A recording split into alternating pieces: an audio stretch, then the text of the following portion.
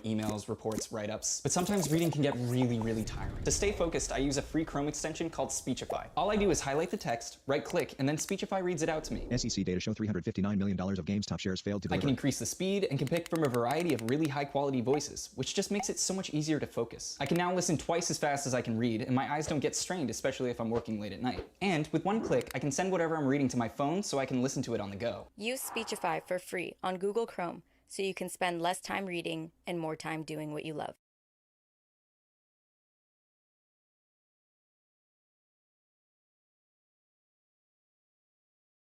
The official Black Friday preview sale starts now at Furniture and Appliance Mart. Save up to 42% off top brand appliances while they last. Plus special no-interest financing on appliances with no minimum purchase. At Furniture and Appliance Mart.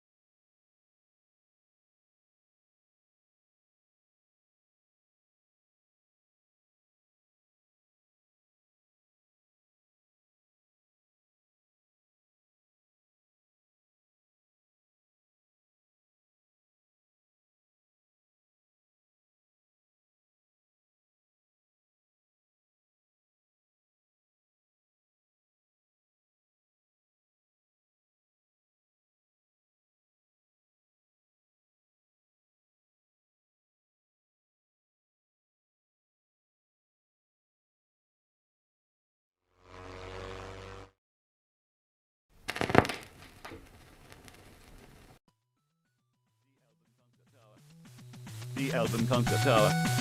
the album concept hour. It's the album concept hour. Side B.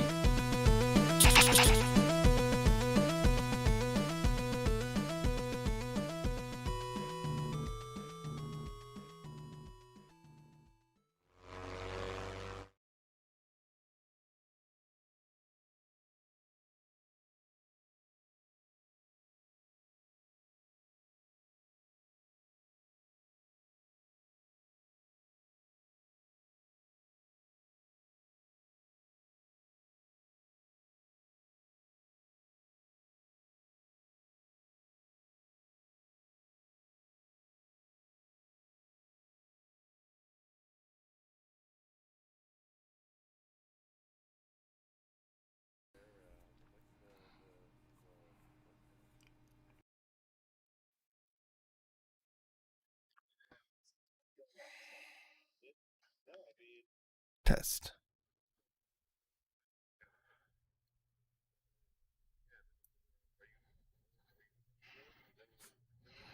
Yeah, my RTX voice crashed, yeah.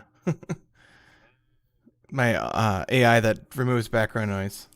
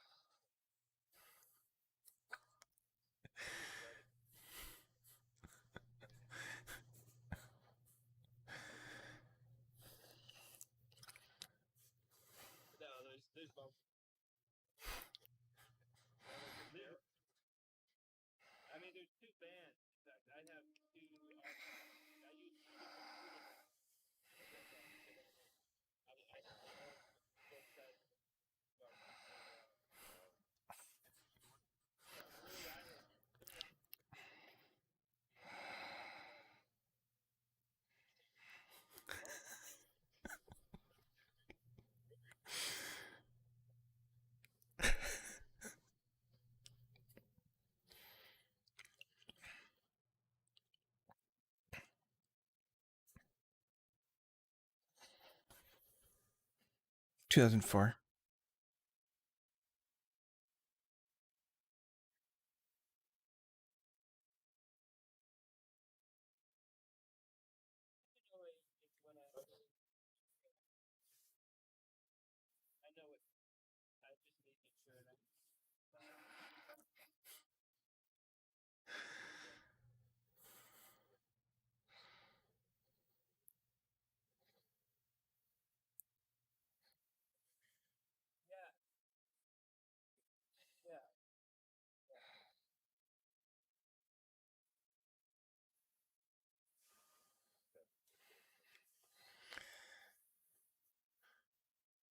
Yeah, there was a bit of skipping there.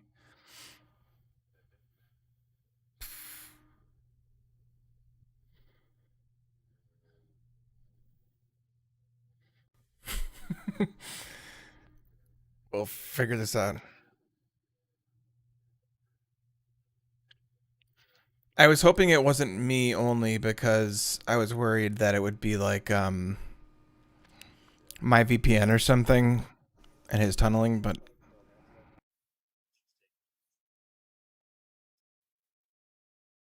oh, there we go. Mhm.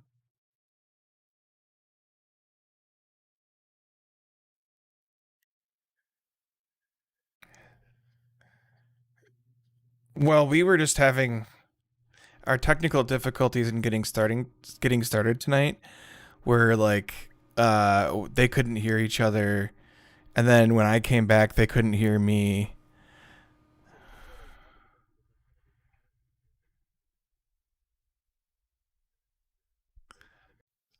Yeah.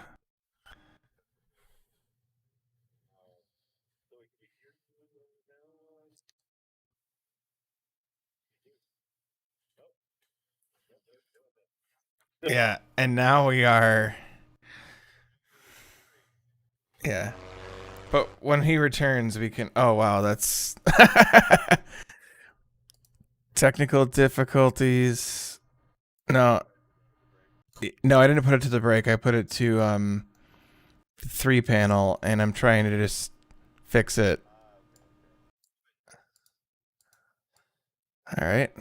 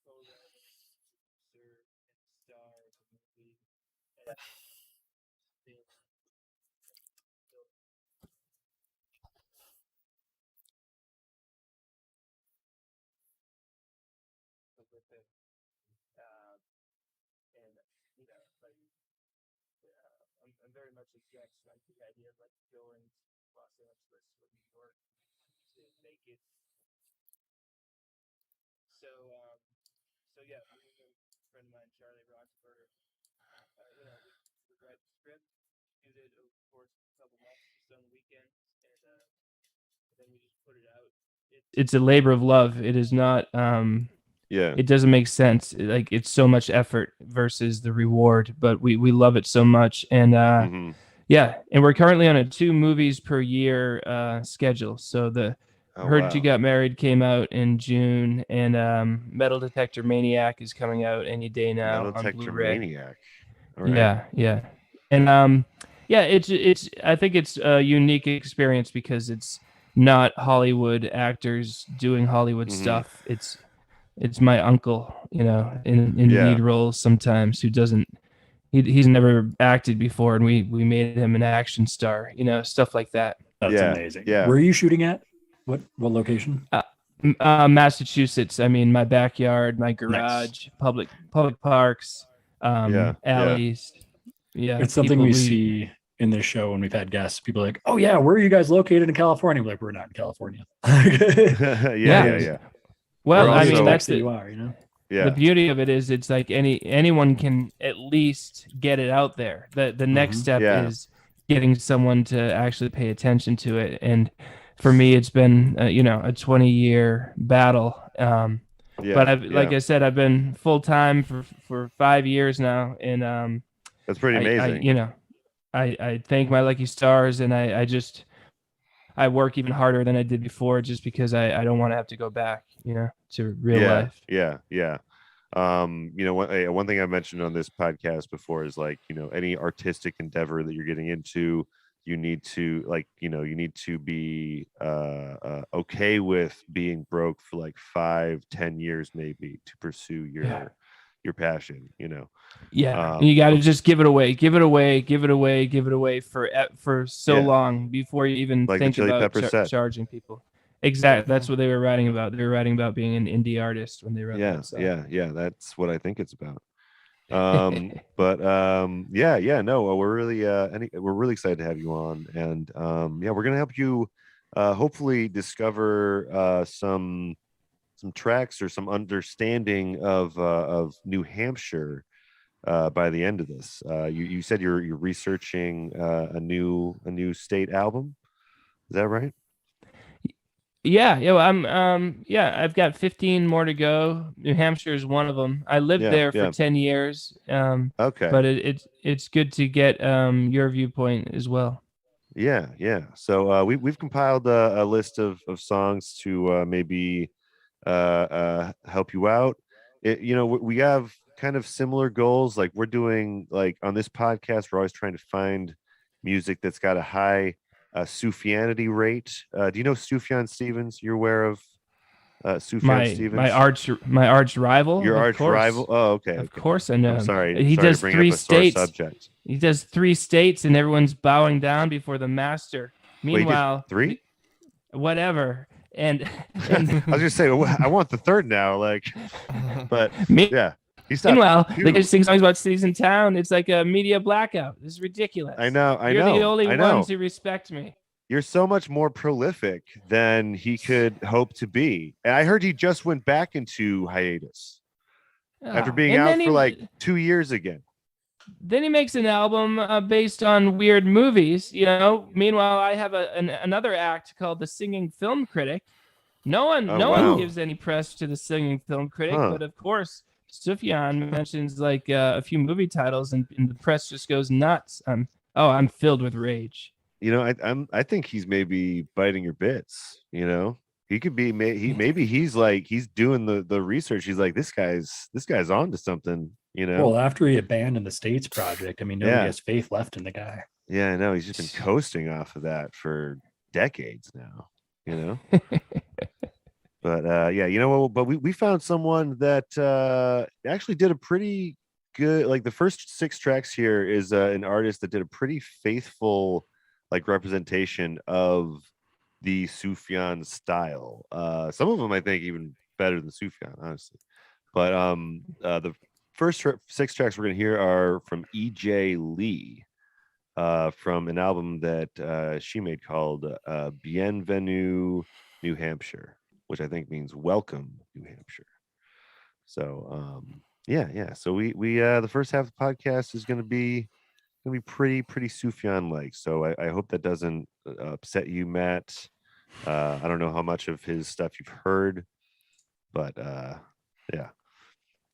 Have you I was gonna say, have you ever run across him in your travels? You ever? No, I don't really go anywhere, so no, not at all. And he pretty much stays in Illinois and Michigan, from what I understand. So he's got the Midwest, I've got the East Coast, and we're just gonna agree to disagree. Yeah, that's fair. Well, this is New Hampshire, and the first track we have for you guys is I just had it on my screen, is a little track called Londonderry. So here is we play 15-second clips of each track, and then we'll talk about it. So this is Londonderry. Well, like 30-second clips. Okay. Oh, hey. If anybody wants to start the stage, I do believe Henry's in there trying to listen. So wonder if you will come back. Football games, February sailed in to reclaim what you lost when you picked up in that orchard before and August moon. But when your sun sets, I'll welcome you home. Hey Nate, you should turn the music down a little bit if you can. Okay. Whatever the music player is. Yep. But yeah, that was Londonderry by EJ Lee. yeah. EJ Lee. That was actually a really good album. I appreciated it. It was only 9 tracks, so it didn't like kind of overstay its welcome. What were you gonna say, Reese? Though? Oh, I mean, I'm always saying, well, it's not the style of things I usually listen to, but it's good, which is like, at this point, like a redundant comment for me. So, yeah. I mean, there's not a whole lot of like in stuff that's in your camp that we have covered. So no, there's not. But I still enjoy it. Yeah. It's an adventure. And then when there's something bad, I get to like brutally talk shit about it all day. So that's fun. Yeah, that's always great. If anybody wants to kick the stage off, by the way, I do believe Henry is in there and is trying to listen in to whatever we're streaming. So, can you tell him in the Discord to click on the YouTube video? That's probably the best. I can do that. Thing. Not a problem. Yeah, it's the best way to hear all of us because the Discord stream we are not using this time. And if the audio problem if there was an audio problem before, I fixed all the audio issues. So. Got it. No problem. Thanks, guys. Yeah. Always trying to keep our listeners looped in when they're here. So there's no technical difficulties here. Oh, don't say that. What? Say what? You bastard. Nate's going to suffer now. So Matt, are you a fan of kind of the like folk pop thing that kind of 2000s on kind of started happening, which this is kind of biting off of? Yeah, I mean, I like M. Ward, who's kind of from that era. Yeah, M. Ward's really good. Yeah, I like a lot of that stuff. It's not my main go-to, but I do like it, and I think this is a great song. And like we said, everything from this album is really, really strong and eclectic. Yeah. It's got a really good vibe about it. I've been to Londonderry, and I don't specifically get a Londonderry, New Hampshire vibe from the song itself, but it's a cool little suburban town, and it's a good song. 2 thumbs up. Yeah. Oh, yeah. You just answered my question, like, what is the vibe of Londonderry? So I think I got that answer there. Yeah. It's suburban. It's just suburbs, really. Not like nothing like distinct about it. So yeah, because this is, I mean, if Illinois and Michigan were like a Midwest sound, then this is also kind of a replication of a Midwest kind of sound. If that's how she's going about it. Because it seems like she's staying pretty true to the like production style of Sufjan. But yeah, I mean, she had to have gotten a lot of people involved in this, just like Sufjan had like a big orchestra or something that he was working with for those couple of albums. But yeah, I mean, it sounds like she's got like real horns and woodwinds and who knows what else. But I mean, this does not sound like a rinky-dink recording like mine. Yeah. No, well, I mean, like it definitely sounds like I appreciate your recording quality for the record here. I like it. Oh, of course. I enjoy it. Very punk rock. But yeah, it definitely sounds like there's not a whole lot of like electronic elements at play here. There's a lot of natural things happening, which is very, very cool. Honestly, I want this person to just make Sufjan covers like more, honestly. Like if she made another couple of albums like this, I'd be pretty stoked. But I'm incredibly biased because that's kind of our thing here at Side B is looking for the most Sufjan-esque stuff. So yeah. I want to get Sufjan on here one day though to defend his what he did one day if I can. His abandonment of an entire culture yeah, of people. yeah. I want a statement. I want a statement from Sufjan by the end of this podcast. It's the least he can do for all the time you guys have put into this. Yeah. Yeah, all the You'd time. think so, you know? Yeah, all of I us think we have deserve put it. into trying to finish up this crazy Pandora's box that he opened. You know, it's just not fair to the rest of us. But one thing I thought was interesting about I like the lyrics of this album too. What I thought was interesting about the lyrics for this track is like it's kind of a perspective like from the state to someone that has left the state, which is kind of interesting. Like the state is like missing the person that is like moved on to, you know, maybe New York or LA or something. And but not once is the zip code mentioned. You're right. It's not quite as I don't know, specific as one might want in a song. So that would be your note for this track, would be more specific. If she could have squeezed in the zip code, then we're talking all-time classic. But no, I do like what you're saying about the personification of the location, you know, and that's a good idea. I like that. Yeah, I think she plays with this a little bit in this album. Like when I was like deep diving into the lyrics, like I think there's maybe 2 more songs that are from the perspective of like the whole state or a landmass or something, which is just, I don't know. I don't normally see that very often. So I enjoyed that. But I'm gonna move on to another track from EJ Lee. Yeah, do it. We got 5 more tracks from EJ Lee. This next track is Dover, the Garrison City.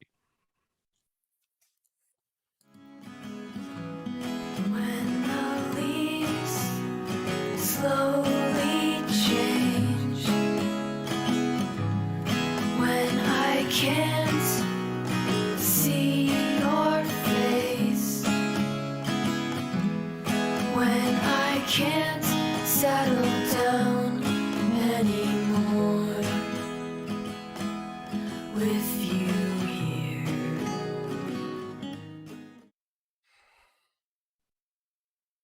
Yeah, it's like so much better than it needs to be, you know? Yeah, that was a really good song from this album too. That was yeah. Little Jenny Lewis-esque, and that's a compliment. Mm-hmm. Yeah. It's she's got some pipes, you know. Just a good vibe too, like a good like a little campfire vibe. It I don't know. When did this come out? I think this came out pretty recently. This is 2015, by the way, that this came out. So, you know, she's had some years. She has another album out in 2018 as well. I haven't listened to, but it looks very cool. But yeah, this though is like she's really establishing herself in this album. Yeah, and also again, very 2000s folk pop, very much like what you'd expect from that era. Yeah, definitely. Because I'm not like up to date with like what the current like folk pop stuff is, besides like maybe Taylor Swift or something. But like, I hear Doesn't she do electronic now or something? I don't think she does the same thing anymore. Am I wrong? Well, but during the pandemic, she did like a folk thing. So yeah, because she's was got it like folking awful? Yeah, I don't know. I've never listened to it. I've only listened to the Taylor Swift album we had to listen to for the podcast, which wasn't bad. EJ, by the way, I just checked. 1 monthly listener on Spotify. That is a travesty. That is a really good damn music. shame. That's insane. You guys, if you're liking what you're hearing right now, go give some listens to this album, because like another album, only 2 albums in the Spotify discography. Oh no, then there's this album and a single from 2018, and that's it. Who knows? She's a mystery. It's so crazy when we find stuff that's like this high of quality, and then the listens just aren't there. It's like, what what? You know? Well, it's that. I mean, it's a clear indication that it's the hustle. You know, like Yeah, to a very, yeah. very, very large degree, it's the hustle. Like no matter Yeah. how great the thing is that you produced, you have to Yeah. jump through hoops and ram your head against the wall for That's true. desperately to get people to listen to it. Yeah, that's very true. Mhm. Because we run into that all the time on this podcast. Like we're always finding just hugely talented individuals. It's like, you know, but that's there's a lot of people creating stuff though. That's the hard part about the whole thing is you're kind of always swimming upstream, you know. But I'm looking at the Bandcamp page right now too, trying to see what the following is. God, yeah, not a lot of purchases on Bandcamp either, which is again unfortunate. And that's also I'm always kind of plugging it, but that's like my favorite way to support artists because so much goes direct to the artist typically. Yeah, definitely. Really not many follows on there, and there's so many. I mean, God, how many crappy Bandcamp indie projects have we heard over time now that are like, wow, how did this get 1,000 sales? Like, well, and I mean, deserves them? And let me be clear, these are like the ones that I put on the podcast. There are like so many that don't even make this list. No, there's a lot of them like, all going, I'm like banging our head on the desk. Yeah. Actually, we ran into one of those on this one, remember? White something. Yeah. No, I can't wait for that one, actually. I thought you cut that out. Oh, the one at the very end? That one, because we decided it was terrible. Yeah, it just sucked. That doesn't happen much either. I mean, it doesn't. But we all we're hearing it the first few seconds. We're like, this one just, I'm not for this. And then we just cut it. Usually that doesn't happen till the podcast episode is happening, and then we're like, what the hell is this song? Sucks. Hey, let me just interject real quick. Do you guys realize that you have a couple of my songs on this list? Do we now? I don't. That's just before you start ripping on it. Well, they're not the ones we cut, are they? I don't. No. From the New Hampshire Girls album, there's that was you. Okay. No, I thought that voice sounded familiar. Yeah, wink. Before I started doing just songs about cities, I was like, California Girls is popular. What if I did it for every city? And I did several albums like that. And then I realized I was like, I think this is too narrow. Just singing about the girls from a city is kind of like removing a lot of potential interest in the song. And so I scrapped that project and started with just plain old songs about cities. So that was kind of the inception of the future project. Okay. Yeah. Just before you started ripping on it, I wanted to make sure. No. I was going to ask you about that when I got there. Yeah. You're like, wait, this guy sounds like you, doesn't it? Yeah. Well, this is shit talking just in time. This is suspicious over here. We'll that's we'll get to that in the second half. So look forward to that. But for now, we have another track by E.J. Lee. This is "Son of the State" by E.J. Lee. Now that you've gone, the mountains cast a shadow long. Now that you've grown, your face falls lined with aging road. Yeah, "Son of the State." Mm-hmm. Yeah. I think that one's also kind of a very personifying of the land. So it's also interesting because I'm pretty sure EJ Lee is from the United Kingdom, not from the US. That's what it's saying here on the Bandcamp, which is I kind of didn't even think about that when I was putting this together. I was like, UK must be a typo or something. Well, it could be the label of release too. It is always possible based on how Bandcamp works. But I'm just like, which whatever. Yeah. But I mean, if she is from the UK, even better, because this sounds real Americana, Mm-hmm. Mm-hmm. Well, American folk, I guess. I don't know if that's Americana. Americana is a weird term. I don't usually know what that means. And it's very specifically about the state of New Hampshire, which maybe she would spend summers there or something. It has a very like late summery feel to it, like just like I said before, just like a campfire, sitting by the lake. You can put this on and it just totally is the soundtrack of the evening. Now, is that something kind that of like you would? Halcyon. Is that something you'd find yourself doing in New Hampshire growing up? So I lived there from age like 22 to 32, Okay. and I worked at a group home for kids, and every summer we would go up north for a week, and so up to a campground, and it definitely just gets that feel, that those cold nights, and just it's all just trees and mountains up there. It's great. Yeah. So you would say this song kind of follows the New Hampshire vibe.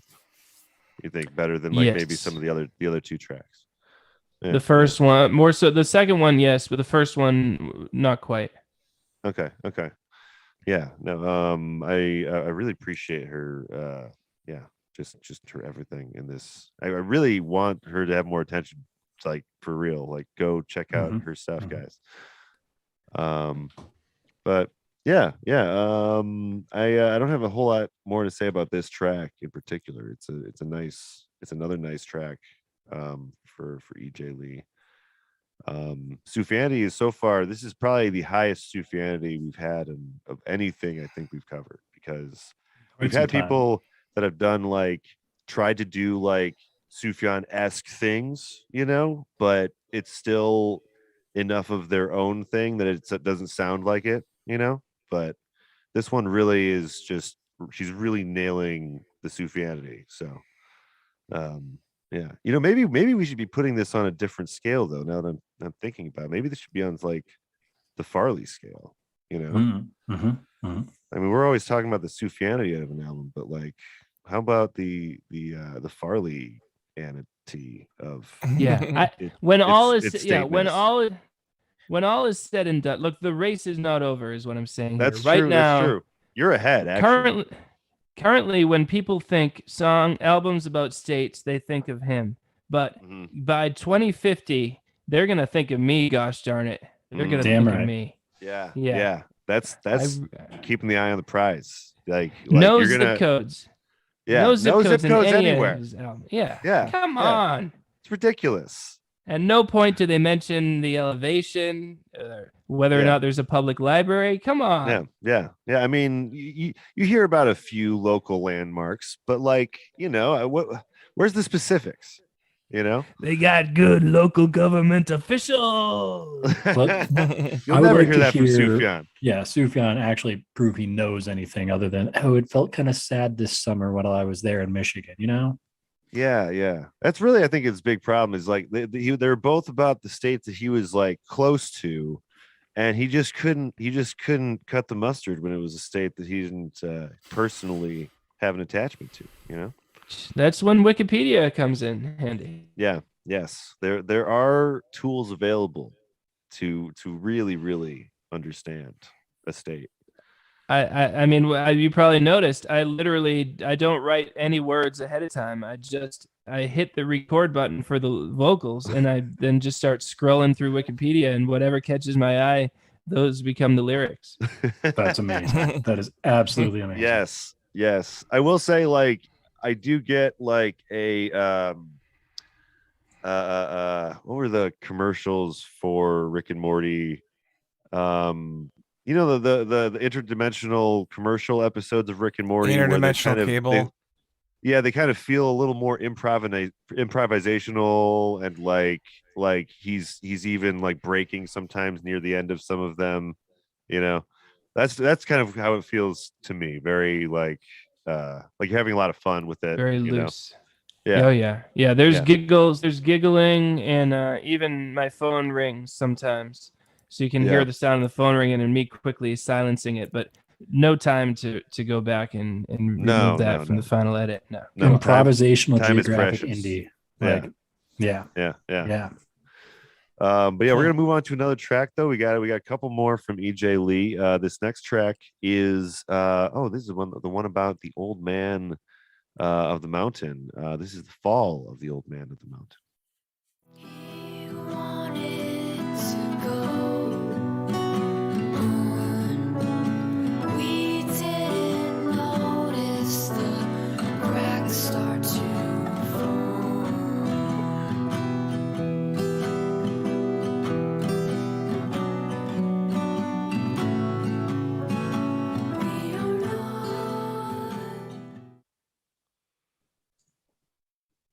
So I gotta ask, were you around New Hampshire when the face fell off of the old man?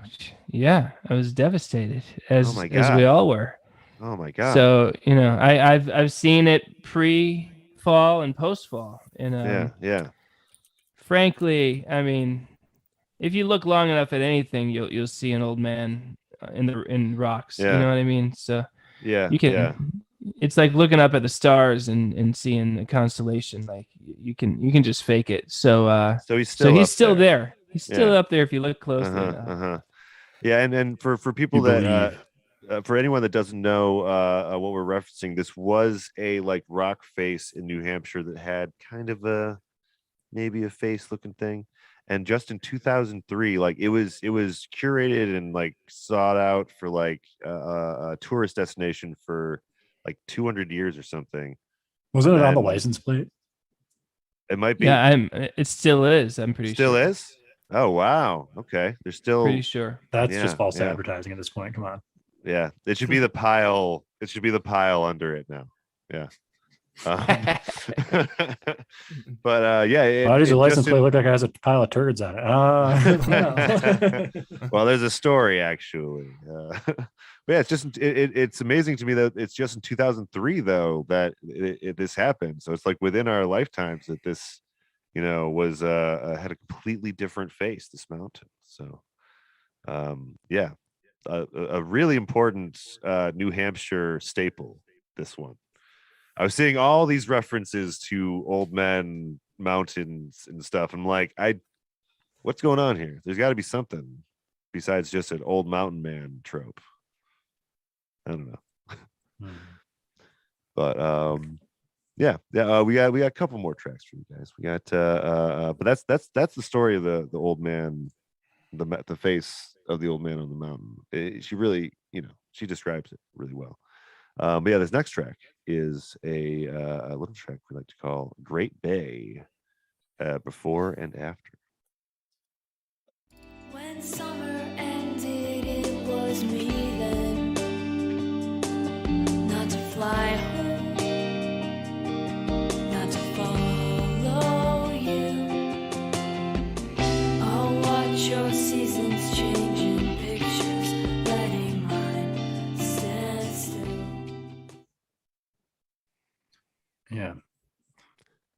I think this gets to what you were saying a little bit earlier, Matt.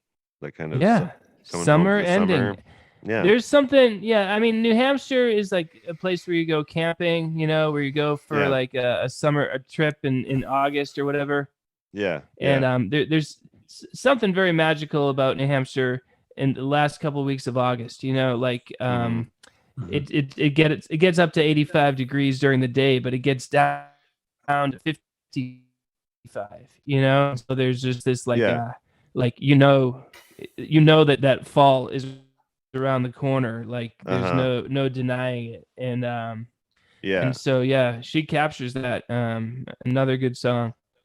Yeah, and this one feels very much her own. This one to me doesn't feel very Sufjan-esque. This one feels more maybe what her own style sounds like. It's got a little more indie rock than just like indie guitar and singing, like it's like crossing away from like folk indie into like indie rock, and it actually is really nice and kind of very good mellow stuff.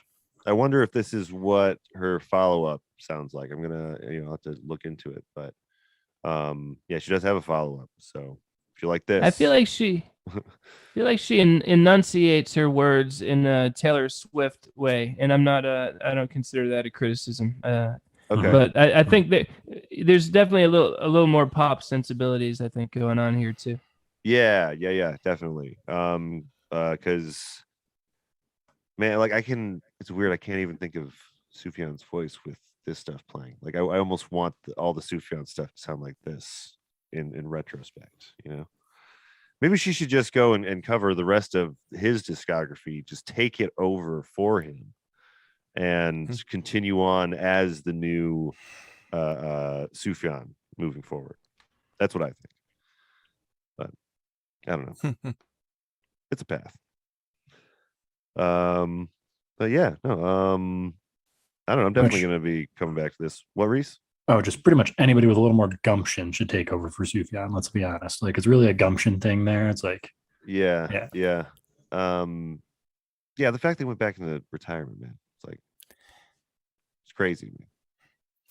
I feel like it's been quite. I feel like, now there's a few people that we've discovered along this journey that have done a way better job of covering it. Yeah.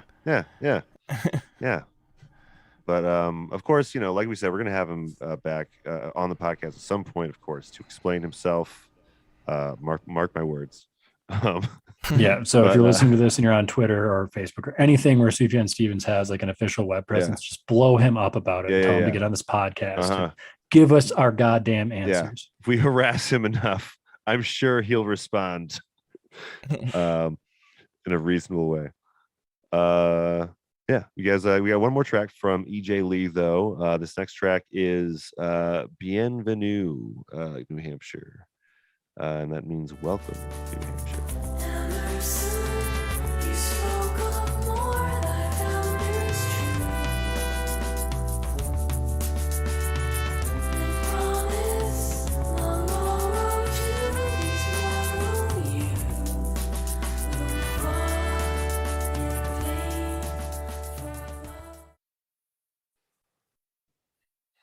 Now, what do you think of this one, Matt? I feel like you might appreciate this one for more of the specifics that you're seeing. Well, I would like to point out that when you enter New Hampshire, it says "Bienvenue" on the sign. Welcome. So it's like entering New Hampshire, and it says right there "Bienvenue." So that's a little bit of info that you might like to know. And then otherwise, I was wondering about that. It's a good song. This didn't grab me as much as like the I prefer kind of the more folky Campfire ones. This one's a little too ethereal for my personal taste. And a lot longer than some of the other tracks. Like this song made me remember that Sufjan songs are often long and drawn out, and could sometimes be like a minute shorter. Because I feel like this song could have maybe if they kind of shrunk it down a little bit, it would have been it wouldn't have been as it wouldn't have overstayed its welcome, I guess. But yeah, I mean it's a last track of an album though, so I mean it's allowed to kind of have a kind of drony ethereal sound if you want to outro that way. How do you usually I think your albums? With the least populated, with the 50th most populated city in the state. Oh, okay. You always shoot for 50 tracks? Yeah, lately, I used to go up to 80 or 90, but now I just go to Wikipedia and click by population and then work my way down to number 50, so that it's not a lot of. I just leave it in the hands of the census people. You're in a way you're kind of a historian. You ever think about that? Yeah. You're kind of putting it down for people to be able to absorb in an easy way. Somebody's got to do it. Yeah. It's a thankless job, but someone's got to do it. I feel like you should reach out to every geography teacher in the country somehow. Oh, dude, just be like, hey, here's this. Yeah. That's honestly, I mean, they might be Giants did a little bit, they kind of put a few educational albums out there, like Schoolhouse Rock. Here's some stuff about geography about the state you live in. Damn it. Yeah. The mayor of a city in Connecticut called and asked if it was okay if they played the song at their town meeting, and I was like, absolutely. And he said, thank you, and have a nice day. That was the whole conversation. It was really him, though, because then they sent an email confirmation afterwards. Oh, wow. That's exciting. That's amazing. Yeah. I mean, that makes it all worth it, right? That's local government working for you. Yeah. I give out my number very freely. It's on my Twitter page. I actually sing it in a lot of my songs. I was just going to ask if you sing it in any songs. 603-644-0048, and it's a New Hampshire phone number, by the way. Oh wow! Fantastic. Is that a landline? it was a landline, and then when I moved back to Wow. Massachusetts, I was like, I need to keep this number because otherwise, whoever gets it next is not going to be happy. Oh yeah, was That's that going to fair. be a problem for them? Well, I mean, they're going to be like, hey, I heard this number in a song. I get calls daily, from random Yeah. people. That that would be a problem. So wait, do people like literally hear the song randomly and they give you a call and they're like, oh, this is a real number? Are they ever like confused? It happened 40 minutes before the show. And then during the show, I just got a text from a random person too. So yeah, That's amazing. Wow, so this is every day. This is constant. Wow, that's very cool. I just started my new number for the podcast channel. It's 1608 hit nerd, HITNERD. I don't condone the violence to nerds, but that's the numbers made those words. That's the only words I could come up with using the numbers I had. So, but yeah, no one's called yet. I just started it last week, but yeah. It's I'm excited about it. I'm excited to hopefully get some random things like you're talking about, But yeah, it's fun. yeah, we have one more track though before we're gonna go on to a break, and this is the track that I'm probably maybe the most excited about. Honestly, this was much like EJ Lee. This was a little bit of a gem that I was able to find on the subject of New Hampshire. In a very different vein, if I recall. A very, very different vein. Yeah. And I can't deny this beat and some of these lines, but this is from Diati, and the album what was it, Going to New Hampshire? Off to New Hampshire. That's right. Off to New Hampshire. Yeah. And the track is called Zips. Yeah. Bitch, I'm married to Mary like I'm St. Joseph and shit. When I carry the most potent shit. My shit buried, a cherry or chocolate open this bitch. That bag scary, it get open, it's a whole bunch of zips. That bag scary, it get open, it's a whole bunch of zips. That bag. Oh my god. Yeah. So that's Diati. And I gotta say, so how do you think this did this like scream New Hampshire to you, this track? No, I don't even know what he's talking about. Do you? He's talking about a whole bunch of zips. I'm assuming that's some sort of lingo for something. I wonder what that would possibly mean. Yeah. But he's real scared. Does he like put extra zippers on his clothing? Maybe Okay. he's one of those. Yeah. But he's really scared of this bag full of zips. And I really loved the line though. Married to Mary like St. Joseph and shit. That for me Good. is worth the whole album that he put together. But that was Diati. Also, for the record, he's not from New Hampshire. I had to look this up. So yeah, well, it's about the title is Off to New Hampshire, so maybe New Hampshire is like a vacation spot. That could be. Like I think it said he was in LA, but this person also doesn't have a whole lot of followers yet, though. If you enjoyed that, go check him out. It is a pretty well produced piece of music. I was a good song. Yeah, it was again one of those things where it's like, this is a pretty well produced hip hop track, and he doesn't have a whole lot of listens. So, I would say the last 3 tracks of this endeavor are pretty solid. First 3 tracks could use a little work, but But I just enjoyed this one a lot. Running into, I always like to include 1 or 2 rap albums here and there. I know we're trying to go for like the Sufjan type stuff usually, but I'm a rap fan, so I like to just throw it in. Yeah, I do have to say on Sufjanity style, that is pretty low on both metrics we have. Which is like the location discussion, and then Yeah. also the style like Sufjan Stevens, but it's a good song. Yeah, I don't believe he mentions New Hampshire at any point in any of the songs. So purely a title based thing for this one. Yeah. Mhm. Yeah. And then that generally bugs me, you know, when Yeah, they're messing with me. Like That's true. They're getting on your turf a little bit.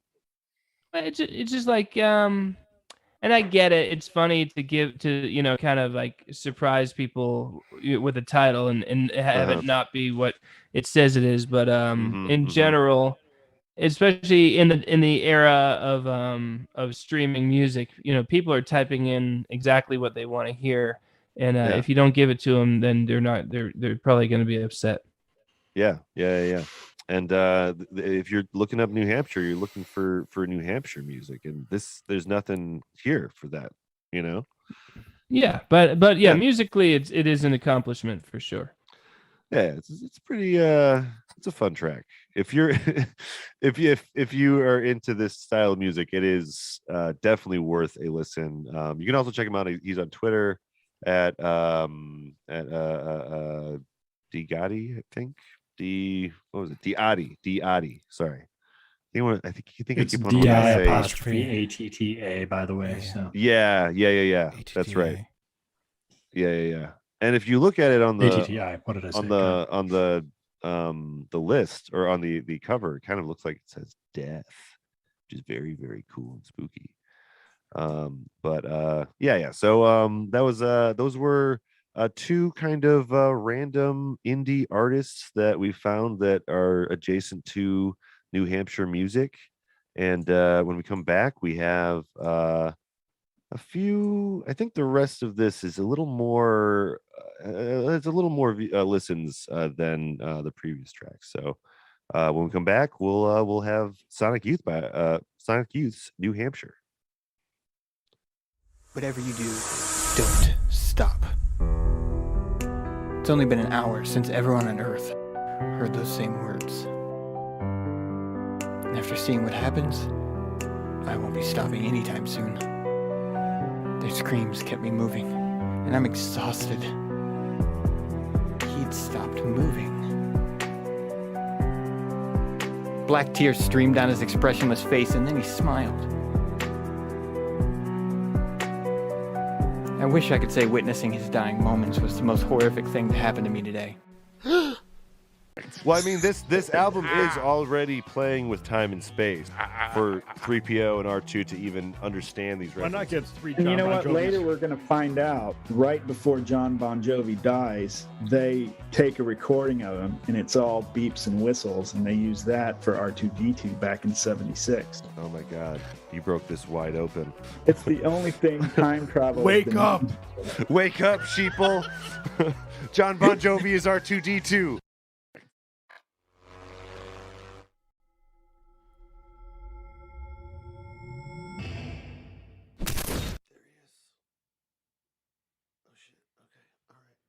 All right, guys. He's here. All right, everybody. It's Brack o'clock. It's fucking time, guys. Hello, everybody. This is Brack, and you're listening to the album concept year, because some of the shows are really long. What's up, everybody? It's Brad, the host here. What you're about to see is our first time listening through to the Joey Cliff's Our 50 States project. We started with North and South Dakota, and he has all the rest of the 50 states all finished out, completing Sufjan Stevens' work. I just wanted to chime in and let you guys know that we actually have an interview with Joey Clift that we are going to be putting out sometime next week. We're going to put out the interview in its entirety. So if you want to hear that one, you're going to have to like and subscribe. We're in a rating system here. Wherever you got to do that, or hit the bell. I think there's a bell, they tell me. Anyway, thanks for watching, and I hope you enjoy this video. If you want to listen to the full episode, you go to patreon.com/flyoverstatepark, and you can find our entire backlog of Side B. Side B. I'm really excited to jump into what we're working on tonight. Joey Clift is a comedy writer, written on several like network television things, and during the quarantine, he reached out to people and told me he was doing this Our 50 States project. It is an incredible amount of work. He did what Sufjan Stevens like couldn't do in like 6 months or something. So Impressive. It's pretty impressive output wise. So we're gonna finally do one of his weird kind of amalgamations of tracks about North and South Dakota. And North and South Dakota as one. We are doing that. That was an executive decision by Brad because yes, we have a lot of states to cover. Is it wherever the Corn Palace is? There's a Corn Palace, by the way. It's in Mitchell, South Dakota. Yeah, it is an entire building because it's a big corn area. So they cover the outside with like fresh or I think it's with dried corn every year and decorated in like patterns. And it's usually like Western singers and country singers that are done in murals and stuff in corn. Huh. And it's a palace. You want to get on to the first track here? First track is just called North by North Dakota. So yeah, let us know how it's sounding out there. And yeah, here we go. Okay, here we go.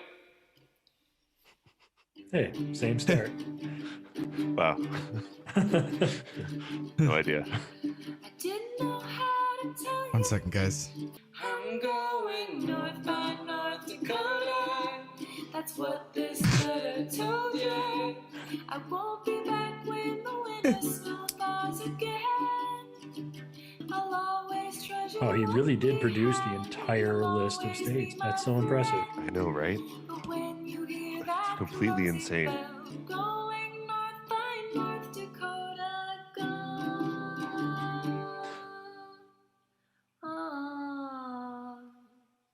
Huh. That was beautiful. That was a really good tune. 200 musicians joined forces for this. All right. I'm going to read everything I can now. South Dakota, why don't you love me? It's because Also, just like me, he says he's not a huge Sufjan fan, so I'm with him. Okay. Yeah, so I mean, I see the whole style as a little tongue-in-cheek at the very least, but also it's probably a pretty easy style to like write a lot of stuff. Oh, I have to start at 6 a.m. tomorrow. God damn it. Okay, sorry. Oh no. Just got a work text. Oh no. I'm really bad That's at not starting good. work on time, so it's going to be super wonderful. I remember work.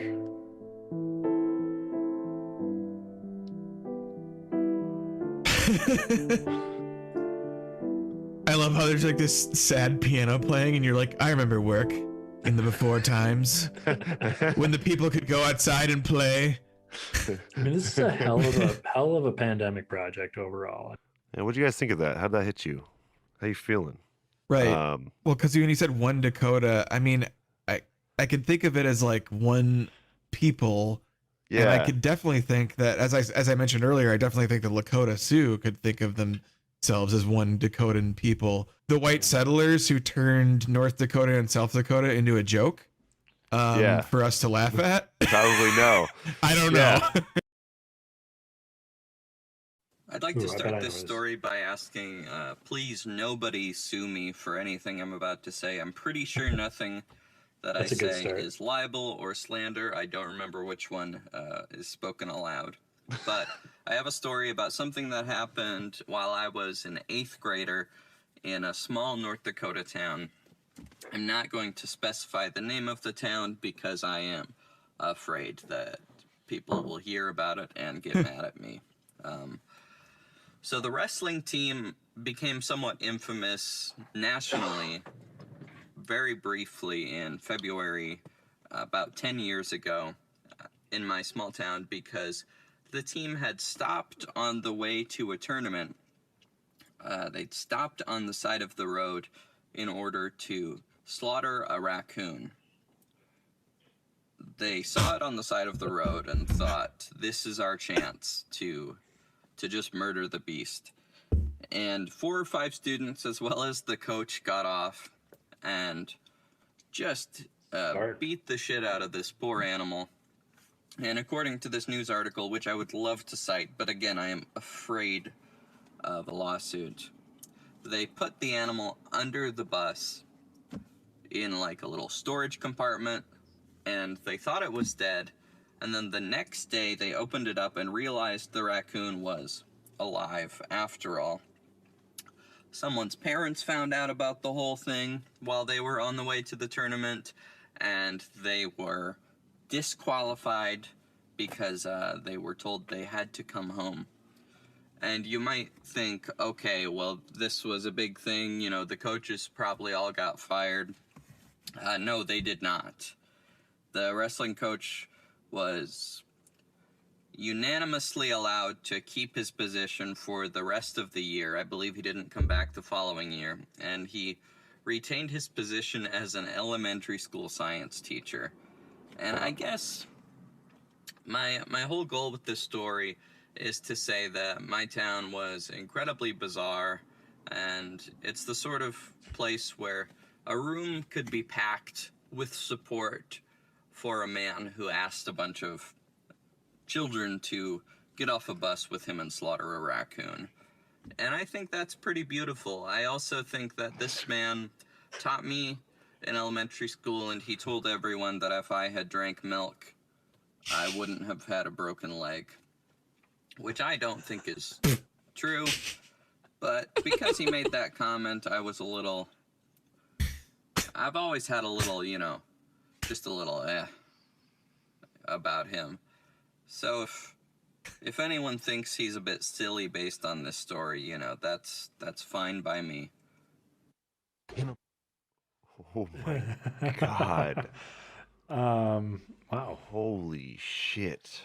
That was one of the most intense things I've heard on a podcast. Like, you're not. I do gotta say though, this did remind me of a story that's not my story; it's a friend's story, so I won't specify. But they were at their cousin's house. Welcome back, everybody, to the Album Concept Hour, Side B. I forgot that there is not an intro for the second half of the podcast. But we are back. I am your host, Bradley Barron, and I am here, as always, with my co-hosts, Reese and Nate. Nate, the extraordinary video editor and producer of this podcast, which if you didn't know, you know now. And, of course, we have our guest. Today, we have Matt Farley, maker of... what I noticed today is you have more songs than I have plays for...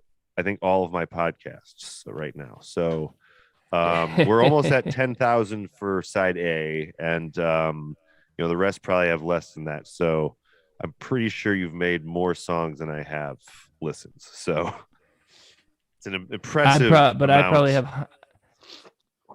I'm sure I have hundreds of songs that have never been played. Literally never. They out for years, and not once has anyone pressed play. So how many minutes of total produced time do you have now? Like, as far as like how much musical output you have in terms of minutes? Last time I checked, it was like 23 days, and so it's probably like 25 days of around the clock listening. Yeah, that's amazing. Yeah. That's you could like load up just only Matt Farley stuff and go to like Mars, and maybe never hit a new track. I think NASA should look into it. Yeah, NASA should definitely look into that. Yeah. Have you done a song about like Elon Musk yet? Because that would be a good one for picking it up for the next Mars mission. Yeah, I'm pretty sure I have one about him, and I do the name poop songs. And I did one for that weird name that he gave to his son. So there's that too. Yeah. Wait, what?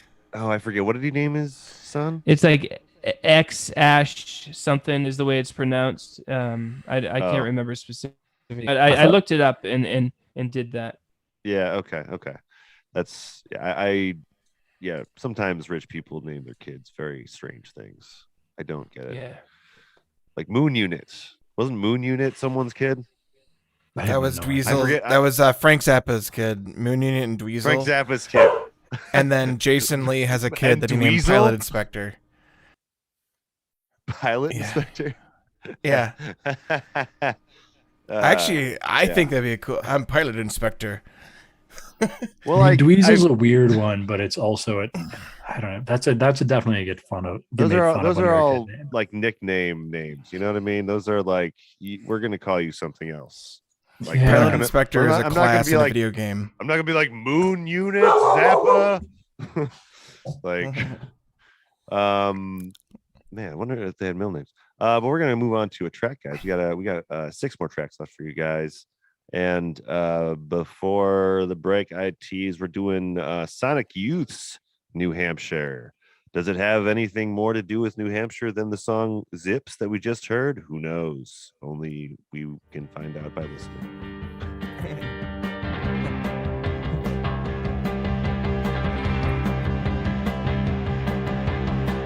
Trace paper, flying word. Trace paper, flying word.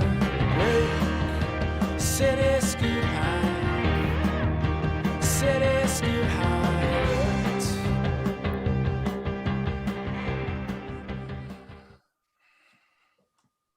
All right. So yeah, that's Sonic Youth. Mm-hmm. You guys Sonic Youth fans, any of you guys? Nah, not so much for me. I don't really know a whole lot about this band, but yeah, not my favorite, but I mean, no real hate toward them. Just like they're not my favorite. I don't know. This song is good. Yeah, me too. The song's all right. It's just, I don't know. It seems like it's a little too vague, you know? Like I'm usually okay with vague, but like, I don't know. They're just like name dropping like a bunch of like blues people while saying city scoot high alert, like trace paper flying word. Like I usually like no wave punk and like stuff like that, but I've never gotten into them, and I don't know why. It's just almost a little too sterile. Like I like the instrumentals a bit, but the music, the guitar is the most. I found myself going off of what the guitar was saying rather than what they were saying. I always wish I didn't look at the lyrics, you know, like I feel like I don't want to know the lyrics for this. Like I'll dare say like later on, like the Strokes definitely took off heavily from Sonic Youth. But like also I actually genuinely think they might have done it better by and large. And that's not to say Sonic Youth didn't have a couple of good hits and albums and such within their work, you know. Yeah, I mean it was probably something, you know, a little different at the time, you know. Yeah. But I will say this song has nothing to do with New Hampshire, guys. It's so you want to know the tiny tangential connection this has. So the New Hampshire boys, Steve and Joe, he's referring to, are Steve and Joe from Aerosmith. So Steve Tyler, Joe Perry. And neither of them are from New Hampshire, but they met at a club in New Hampshire. Weird. So that's a stretch. That's the only that's part of the problem I have with this track. Like it's named New Hampshire, and that's like maybe the least important thing in this entire story, you know? I don't know. Well, for the record, I was looking up something totally unrelated a minute ago. Dweezil is not actually Dweezil Zappa's name. So okay. Yeah. We lost Matt. Hopefully Matt comes back. Dweezil Zappa. It is not his real name. That is what I found out. So okay. That's a nickname. I don't know if he officially changed it, but his name is Ian Donald Kelvin Euclid Zappa. So it is not actually Dweezil. Oh, okay. And this has nothing to do with the song we listen to, but you know what? That's a pretty proper name. Well, once in a while I like to correct all the fallacies we give out during this entire, podcast. So yeah. Usually I do that in the editing, but or not at all. But we're gonna. I think Matt's back for good, for sure, right? Oh yeah. Oh yeah. He's talking, and we got a couple more tracks for you guys. This is what you were talking about earlier, the New Hampshire Love Song Warriors. and Yeah, I thought that's me. it sounded familiar, so I guess this can't really give you any insight into what you should be, working on for your next app. Well, maybe, I don't know, maybe looking back, recontextualize it or something. But yeah, this next track is New Hampshire Girls. So here's that.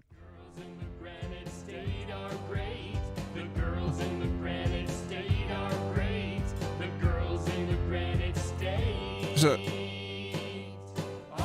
New Hampshire girls, oh New Hampshire girls, oh New Hampshire girls, oh New Hampshire girls. The old man on the mountain fell because he saw New Hampshire girls and said, oh, well, well, well. They look. Yeah, well, I mean, I'm learning from my mistakes, and Wait. Yeah, that's a fun little song. I mean, you can definitely tell that I wrote those lyrics ahead of time. They rhyme. Oh yeah. Yeah. it is a little more. It's a little different than the later stuff I'm hearing a little bit. Yeah, it's more polished. It's more less like the improv, and a little bit more of like the actual fun, like put together fun thing.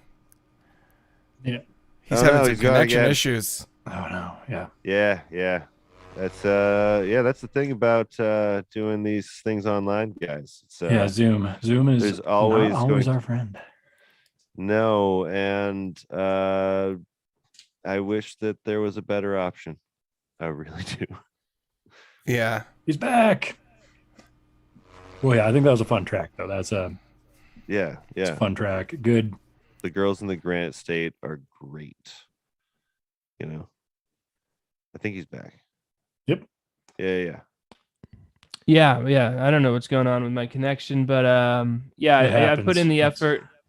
I rhymed a lot of things, and and I learned, the lesson I learned was you don't need to put that much effort into these songs. You can just make it up as you go, and people will be equally happy. But I'm happy that I wrote it, and because I know, because I lived there, I could actually put some of the things I knew into the lyrics. So it was fun. It did actually. I was gonna say it did kind of feel that you had a little bit of a personal touch with a few of these tracks. It really did feel more on the ground for the state. Now, is that personal experience about like the Man in the Mountain, or is that about the New Hampshire Girls? That's the question. Like, where's the personal experience come into this equation?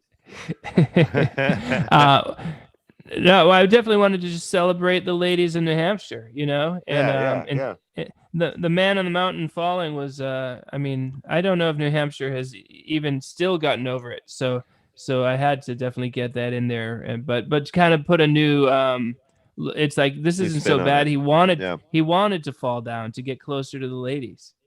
That's true. Now people are coming and bringing flowers to him, and they're mourning him. It's a good situation. But I was gonna ask, are you a Mystery Science Theater fan?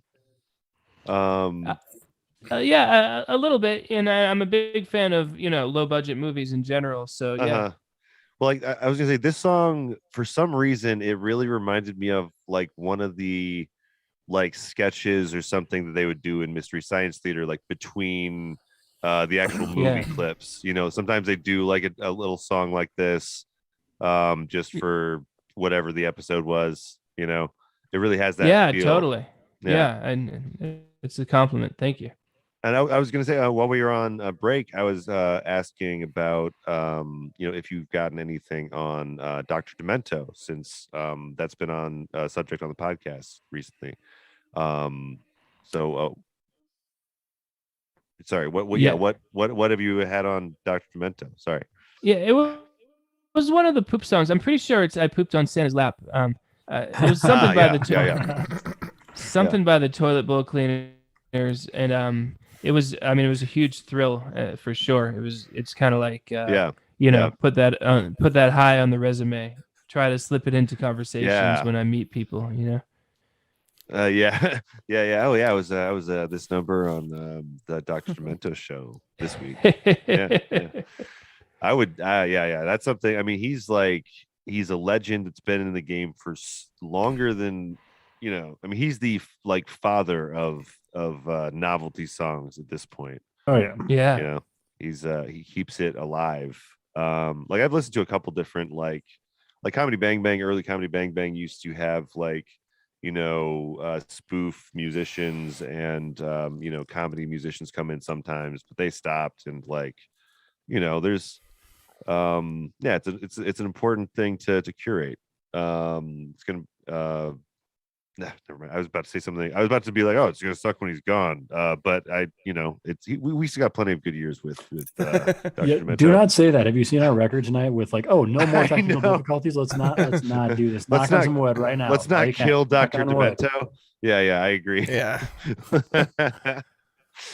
But yeah, so have you met other people that make comedy music like you do, it like other than like nearby?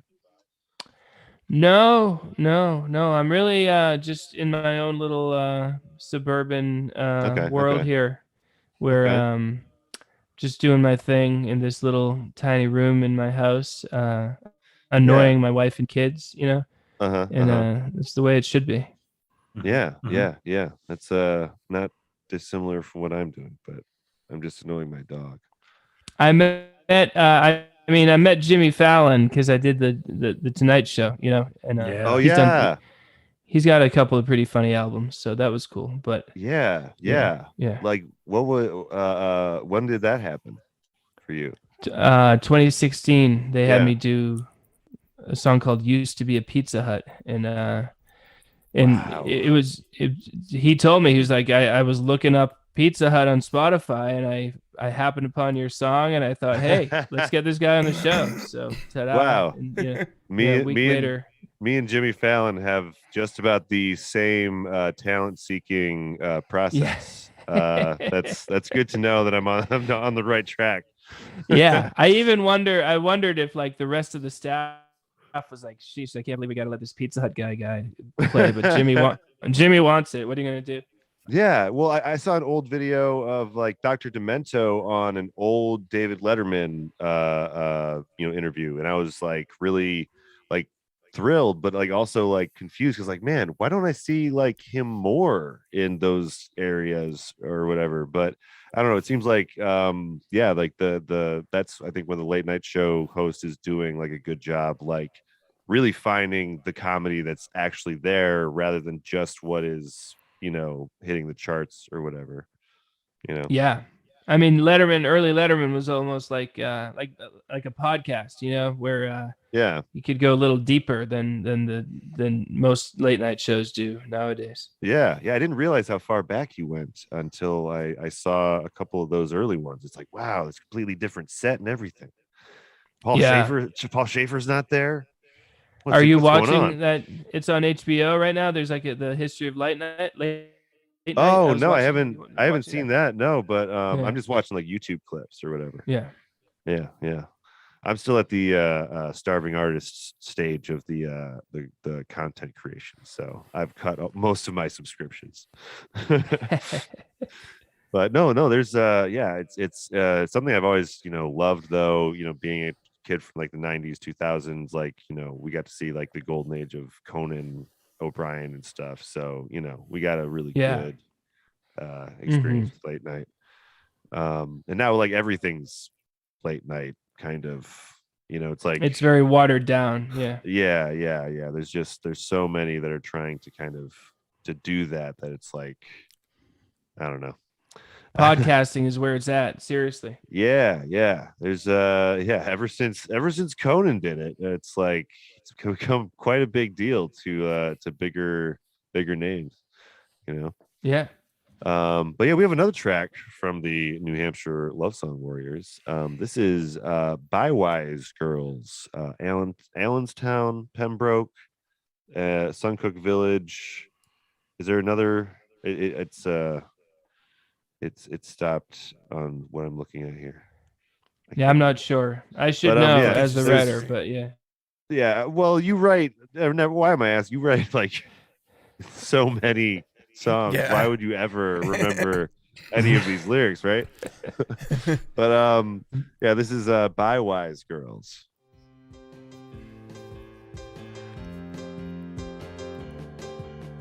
Bye, wise girl, please don't say that you can't. Come swimming with me in the river by the power plant. We'll fly off that rope swing and we'll laugh. The plant makes the water so hot, just like a bath. Yes. All right. So, okay. So there's the Bywise. I haven't been to the Bywise in many years, but like the reputation at the Bywise was like all the checkout girls are very beautiful, and that was the word around town. And so when it came time to do this album, I was like, well, I gotta do an ode to the Bywise girls. I don't even know if the Bywise is still there. So is that a grocery chain then? Oh no, I don't think it's even a chain. It's just this one place. Like this Pembroke, Allenstown area in New Hampshire. It's got a unique vibe to it. Like it's not a tourist destination. It's like no one thinks twice about it, but I love it. There's just something very authentic about it. Like just like an old fashioned grocery store. And like I said in the song, it's in that area. There's a power plant that I don't know exactly how. I've read that like they use the river water to cool down the power plant, and then they re-release it to the river, and so the water is super hot in that area. That's so okay, huh? In a good way. Like I don't know if it. I don't know if it hurt. I'm sure it's like bath. It's not. Yeah, it's like songs. It's like a big bath. It's totally going against nature that you step in this river and you're like, wait a second, why is it so so hot? And then you look, you're like, well, you see that gigantic energy factory right there. That's the reason why. Is it a nuclear plant or is it like a traditional fossil fuel plant? I don't know if you know. I think it's a traditional fossil fuel. Yeah, I'm pretty sure. Maybe one of my hot springs. One of my other songs is called Seabrook Girls Are Hot Because They're Radioactive, because Seabrook has a nuclear power plant. Nice. New Hampshire is a live free or die state. And they live free. And by live free, I mean they use the river to cool down, giant. And that's only skinning it in the effluent water. So yeah.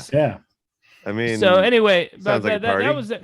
And I like to just imagine like an employee of the Bywise accidentally discovering this song and just being like, what the heck, I would be thrilled if I was an employee of the Bywise. Like this is one of the ones I picked this one because it was like so heartfelt and so like, you could feel the emotion in this one, Yeah, I did not mention the zip code. No need to mention the zip code. The zip code comes up when I need to fill time. Clearly, like I'm desperate. There's no more facts. There's no more facts in the Wikipedia. What am I going to do? Did you cover the New Hampshire Snowmobile Museum that is near Allenstown? Because that is something that I'm seeing on Google Maps here. Shame on me. No, he's gonna. I'll have to in the next one. Well, I was gonna say you are preparing for your New Hampshire album at some point, so you'll have to. I'm gonna get it right. I'm gonna get that right in the next. Yeah. There's a whole snowmobile museum. I mean, come on. You have 50 tracks to work with. Yeah. I'm doing Hawaii right now, and I'm not good at pronouncing Hawaiian cities. It's going to be rife with mispronunciations. Yeah, we had a long discussion on our Hawaii episode about if it's Hawaii or Hawaii. Where you have the extra apostrophe. The whole every city I'm going to mispronounce. Yeah. Yeah. A lot of. What are you going to do? A lot of syllables going on in those. Too many syllables. Yeah. So many syllables. I really enjoyed the everything I was hearing on the New Hampshire Love Song Warriors albums. One thing I want to bring up while we have you on. I really enjoy all of your album cover pictures and just the way you go about that in general. It's just, this is me here, this is me here, this is me here. I love how consistent it is. Yeah, well, I mean, it's my wife on the cover of the New Hampshire one. I was wondering that. Yeah, but for the most part, just snap a picture myself. Yeah. Use a really simple, photo program on my computer to throw the title up, and boom, there you go. There's an album title, and I think it's hilarious too, because if you're scrolling through and you're just like, what is wrong with this guy? Like, is this guy like sick? Like, that is kind of the first. On? That is probably the first thing that I thought. Like, I was like, huh. There's a lot of these. There's a lot of these. This guy is not healthy. This is not good for you. Yeah. Yeah, I read 20,000. This guy think he's a superstar? I know. Yeah. But I know, I'm actually quite down to earth, stable human being. I swear. Well, I mean, if you listen to his podcast, you can hear him, talk about more of your day-to-day stuff. What's that called again? It's called the Moturn Media Infomercial Podcast, and it's just a chance for me to whine about how I'm not more successful than I should be more successful than I am. It's basically, I mean, that's just so my wife doesn't. Yeah, that's how we all feel. Yeah. Yeah. And I give my wife a break, because if I'm not saying it into the microphone, I'm going to be saying it to her, and she just can't take it anymore. That's a really good point. Like, it's sometimes this is like a therapy of sorts. For people that are hosting stuff. 100%.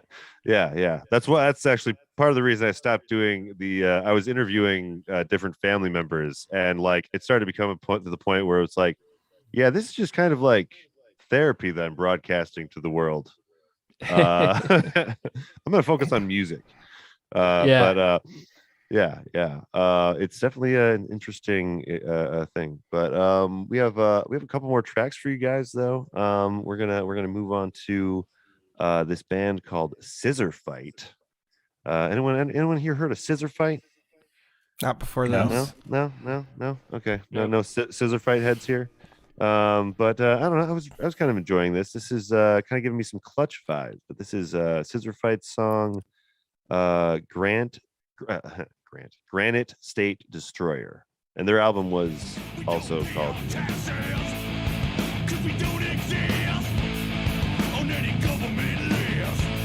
I'm not hearing it. You're not hearing it? There it goes. Oh, there it is.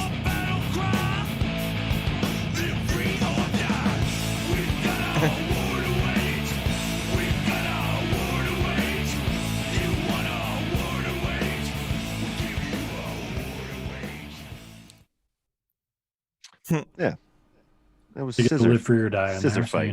That's. I know it was a different state, but the movie Black Sheep with Chris Farley and David Spade, where they're like Chris's dad, like family or something, is his brother is running for governor in Washington. Yeah. But the character that is described in this song made me think of Gary Busey's character in that movie.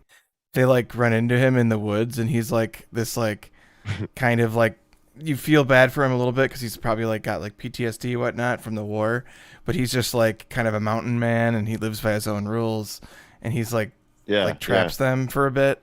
Yeah, that's the we got a war to win. You imagined in your head. Yeah. Live free or die. Yeah, this is a very much a live free or die is basically what their whole shtick is in this track. I couldn't find lyrics for it, but I did enjoy what I heard for the most part. It seems like they're a pretty satirical band too, from what I'd looked up about them. That like everything is very tongue in cheek that they've written. Yeah, it seems very like extreme in your face, like almost like it sounds almost like, you know, really like hardcore like libertarian memes or something for some of it. Like they're, you know, towing the edge just to do that. But yeah, it's again, remind me of Clutch a lot. The some of the rockier songs. Like they have more like they have like some, you know, the stoner rock kind of songs, but this is like one of their more like country western rock, southern rock. Is that what it's called? It's got a southern rock vibe to it. Yeah, southern rock. Go ahead. Which doesn't have a Wikipedia page, by the way. It's on the metal Wikipedia page. It doesn't have its own. I mean, is it kind of that term we constantly like beat down on, like groove metal, like, you know? Yeah, I don't know. Just I thought it deserved at least a Wikipedia page. It's got a bit of like a new metal vibe to it as well. Oh yeah. Compared to Clutch, I'd say I think there's a little more of that. Like, yeah, it's a little more tolerable than new metal. Yeah. What do you think, Matt? You listen to anything like this in your day to day? No, I don't. But it sounds like they're having fun. Yeah. And so yeah, I like that general vibe, you know. Yeah. And you know, Live Free or Die. That's on all the license plates too, by the way. Yeah, is that the state motto? For New Hampshire. Yeah. So they also, their picture is them on their website is like one guy up front on a motorcycle and then like a bunch of guys behind him like in a garage setting or something. Like they just look really they look exactly how they sound, you know. So that almost does make me think they're maybe playing up a character a little more. But yeah, I dig it. It's not like one thing I really have been hating is that kind of weird country rock sound, like song that you hear in the middle of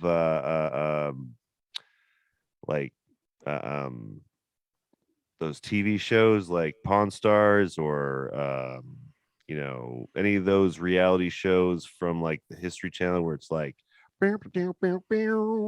and like just between scenes, every scene. I don't know. I'm rambling. They're doing well. 27,000 monthly listeners on Spotify. Okay. And it seems like they're from Portsmouth, New Hampshire.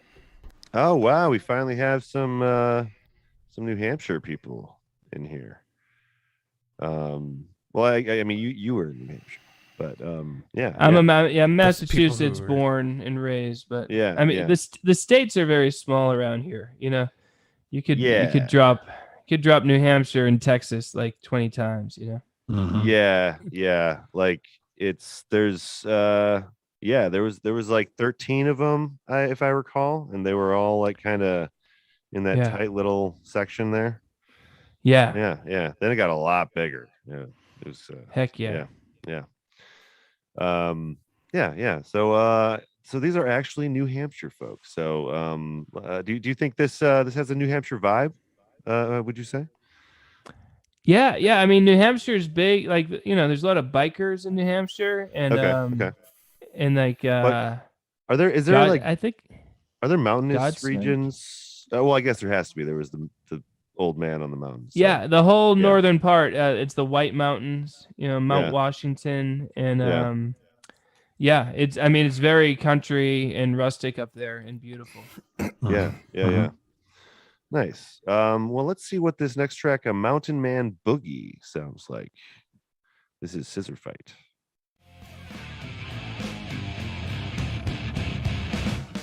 Mountain man makes his living there on it the is. side of the land. Mountain man drinks like a fish and he hits like a ram. Mountain man, I'm skinny beaver man whenever he can. Mountain man, running through the woods with his dick in his hand.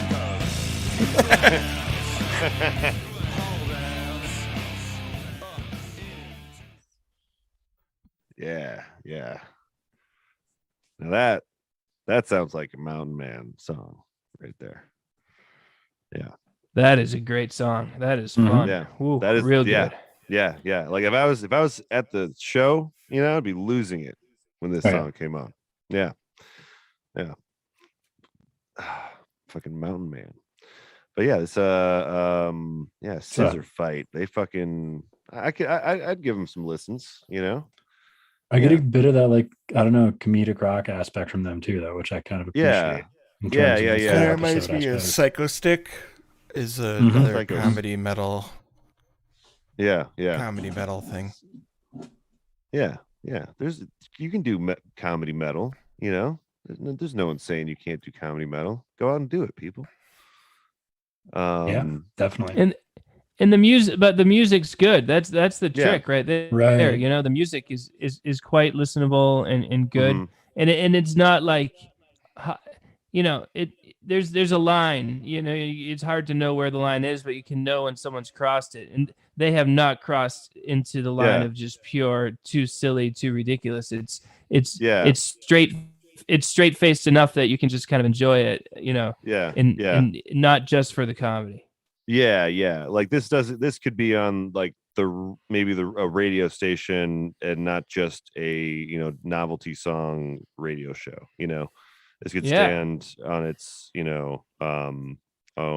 Like in I think the reason it was reminding me of Clutch is Clutch uses a lot of like nursery rhyme sounding things in their songs. That are similarly kind of this southern rock serious vibe for the most part, but like they'll just break into like this weird nursery rhyme thing for like a verse and go right back into it. So these guys are definitely fans of Clutch. I got to assume that these guys are Clutch fans.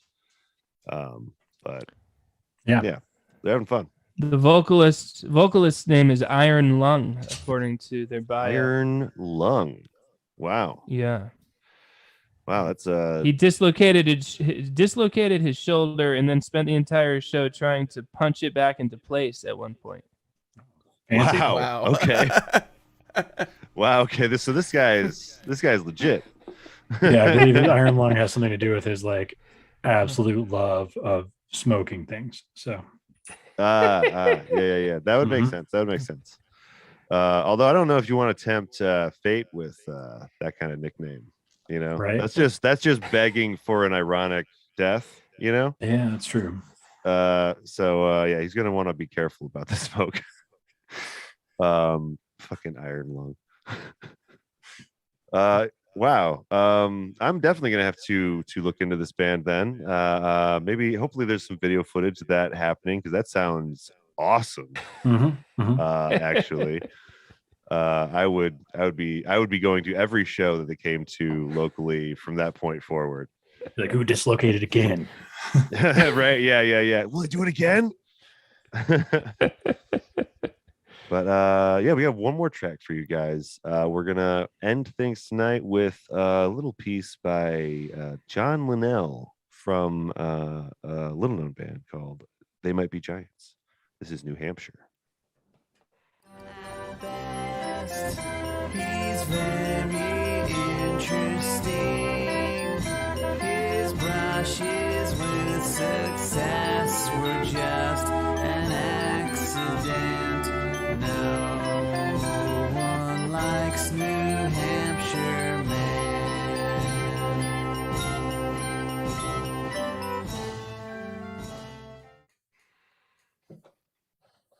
Yeah. That was a weird one. Yeah. Obviously, John Linnell from They Might Be Giants. It's a unmistakable voice that he has. Are you a fan of They Might Be Giants, Matt? Yeah, I like, I respect them, but it doesn't always do it for me all that much, really. Maybe I don't know. They're an awful strange band. They're an awful strange band. Yeah.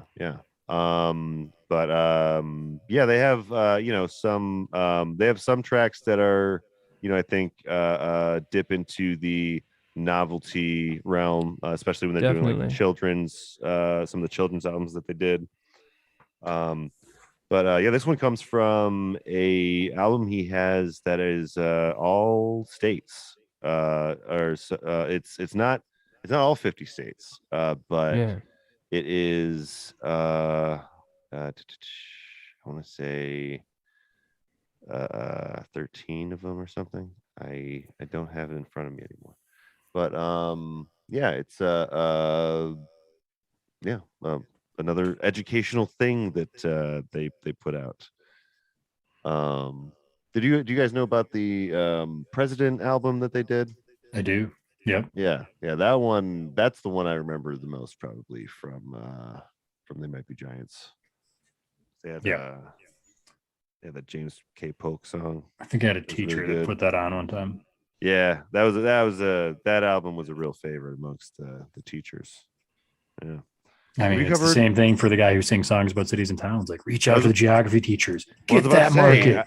I was about to say, have you gotten onto the president realm at all? Have you gotten into presidential facts? I have one of my artists is called Paparazzi and the Photogs. It's one of my pseudonyms, and that's all songs about celebrities, and several presidents have made it onto that list. Yeah. Some presidents do also are also celebrities. So yeah. But no plans right now for a like Washington themed album, or well, I mean, besides the state, of course. Right. No, nothing for George. I probably have a George Washington song. I'm not positive, but I mean, he's had to have come up at least one or two times. That makes sense. Yeah. I'll look him up while we're talking here. 22,000 songs. Do you have like a way to search, like lyric search your songs? Not lyrics, no, but somebody made a website where you can he made it just like as a fan thing, and I use it when I'm searching for my own stuff. I'm happy to report I'd have a song called "A Song About George Washington" by Paparazzi and the Photogs. That's awesome. That's absolutely awesome. Yeah. From 2011. Yeah. You might have already done all 50 presidents, or 50 all 50 presidents. You might have done all the presidents. Yeah, probably not quite, but pretty. I got the big ones for sure. But there's some forgettable ones. There are definitely a few, like the one that died starts during with Polk, the generally inauguration. Well, the one that was only on like 6 months or something, 4 months. Right. Yeah. Generally, I find the latest like teen superstars the songs about them get a lot more plays than songs about. Presidents who've been dead for 100 years. I mean, it crops up, but I mean, it's not, maybe when the Lincoln lawyer is around, then people are excited about Lincoln. My Timothy Chalamet song is a big hit lately. The ladies love that one. Okay. Yeah. Nice. I actually just did a remix of that Willow Smith song. I whip my hair back and forth. No, that's what she is famous for. But Meet Me at Our Spot is her new single with a Tyler Cole guy, and it's a pretty great song. But I remixed it. I thought I could, I thought I could use a little reshuffling. So nice. Yeah. We won't play it here just because the copyright bots will probably take us down. Yeah, but a remix much like my Method Man remix is on the way, guys. Oh, I see. Yeah. It's kind of the sequel to my Method Man remix. But okay, now well, I don't have a whole lot of my own like music stuff on my YouTube or whatever, but I since this is all, most of my podcasts are music related, I was like, well, I guess I should just make content that's music related. So I have a few done little music videos on there. Nice. As we're getting to the end here, I was going to go around and ask everyone what everyone's been listening to and what they have to plug. And first thing I was going to ask you, Matt, is do you have a YouTube page? I actually wasn't able to I didn't look for that in particular. Yeah. It's not very active, but Okay. Moturn Media, YouTube /Moturn Media. Oh, that's how it's pronounced. Okay. I've It's been just a made up pronouncing word. it. Yeah. I've been pronouncing Moturn. it Yeah. Moturn. Yeah. Yeah. Okay. But yeah, what have you been listening to lately, though, and what would you like to plug? Lately, I've been listening a lot to the Replacements. I can't get enough of Paul Westerberg's solo stuff, but also Replacements. It's so good, high energy, just but really good, even poppy moments. But they they hide the poppiness behind just the frantic, wild guitars and stuff. So I can't get enough of that. Yeah. Always a good listen. And just I made a movie called Don't Let the River Beast Get You, and it's currently on Tubi, which is a free streaming platform. I recommend. Nice. Recommend if anyone wants to check that out. It's just an old-fashioned monster movie. Yeah. And I think everyone will get a kick out of it. I will definitely check that out. Yeah, I like kind of, well, I like horror movies and stuff, In fact, we should drop a link to it into the description of this video later. Yes, absolutely. Thanks. We will do that link. I wrote down. But if I say it now, you'll hear it later. So Yeah. I'm just trying to do the time dilation in my mind for the all that stuff. But clearly you haven't taken enough spice. The spice flows, right? Or is that what they say? I haven't seen Dune yet, but I'll definitely check out all of Moturn Media and what you have constantly coming out. If you want some new material, Matt's your guy. So, and you do commission songs as well, is that correct? I did up until last year. Dang it. Okay. Yeah, and Closed the for previous business. 5 years, I had done over 2,000 of those, in addition to the 23,000. Wow. And my mind just had turned to mush. Like, people would send me information, and I'd mispronounce everyone's names. I'd call the dog Fluffy instead of Flippy, and it would drive me crazy. I send them the song, they're like, I love it, but you called the dog by the wrong name, and I'm like, oh god, I gotta. I would just take that as part of the charm of the track. You're this working is an man. original. You can't get everything right all the time. Yeah, they're just looking at it wrong, I think. But you should. I wish I could. You should open it back up and just be like, no changes. What I send you, and you cannot change a thing. Well, it's like the retirement party. They play it for someone at their retirement party, and then they're like, "Wait, did he just call me John? My name's Mike." That's so funny. Just imagining all of those things happening.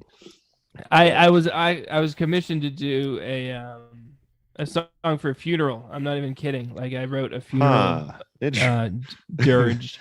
That's not what I would expect with your.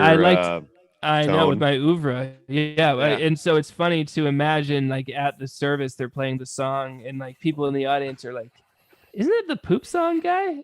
I'm pretty sure that's the poop song guy." Yeah. That's amazing. Yeah, no, I mean, I know now what to put in my will if I die young. I can. The poop song. I'm definitely gonna get an original by Matt here.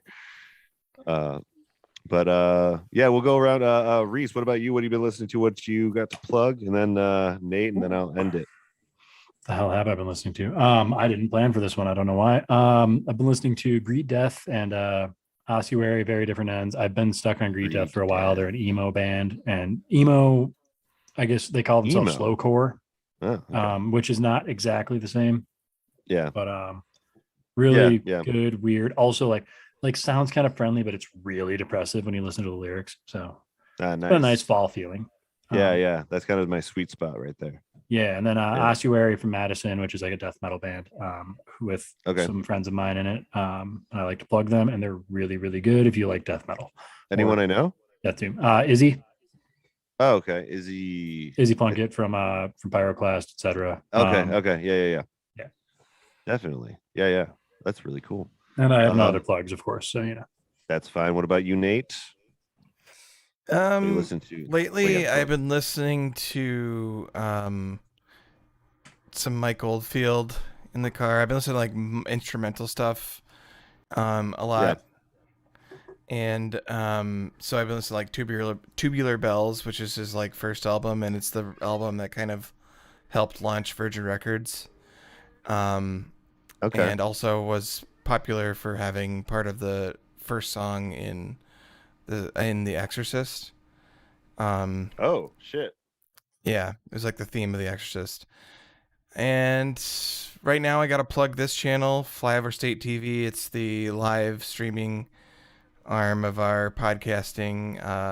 You can catch all of our live shows before they're edited and turned into podcasts, and also might see technical difficulties in part of the process, and it's really fun and kind of raw. Yeah. You can learn how the sausage and bread is made. Technical difficulties. What technical difficulties? Yes, I know nothing of what you speak of.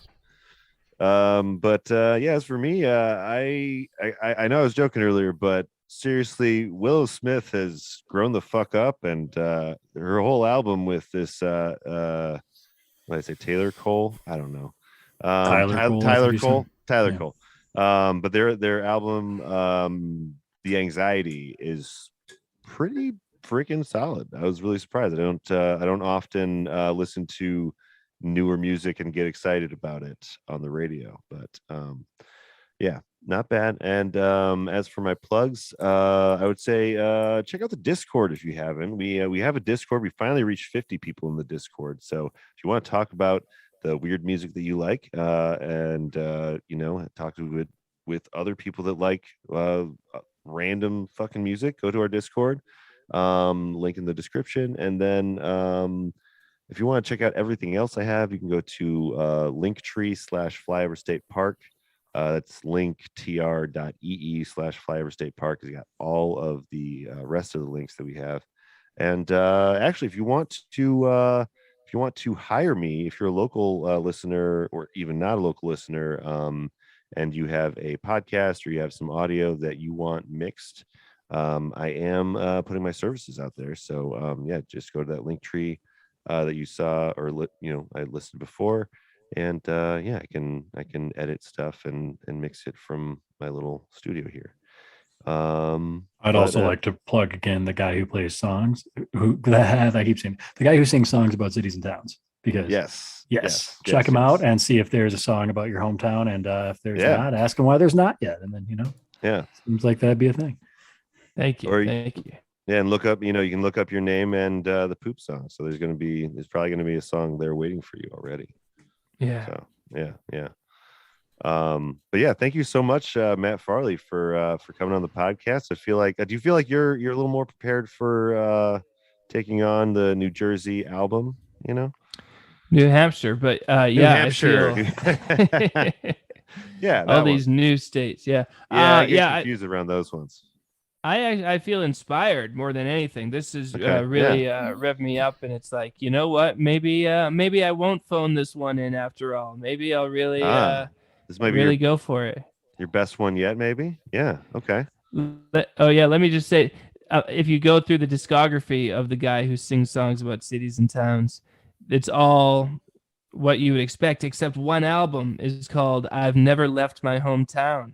And it's a serious, contemplative, heartbreaking album about how he's really like a sad person who's frightened to leave his own hometown, and he lost the love of his life because she wanted to go see the world, and he was too afraid. So my God.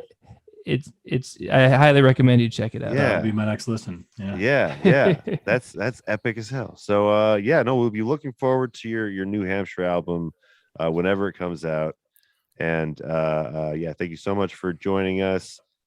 We will see you guys in 2 weeks. We have another person coming on from the best little horror podcast in Philly we got coming. So look forward to that in a couple weeks. We're going to be talking about was that Pennsylvania? Philly, Pennsylvania. Yeah, Philly, Pennsylvania. Yeah. Duh. So yeah, I'll see you guys in a few weeks. Bye. Thanks, Matt. That was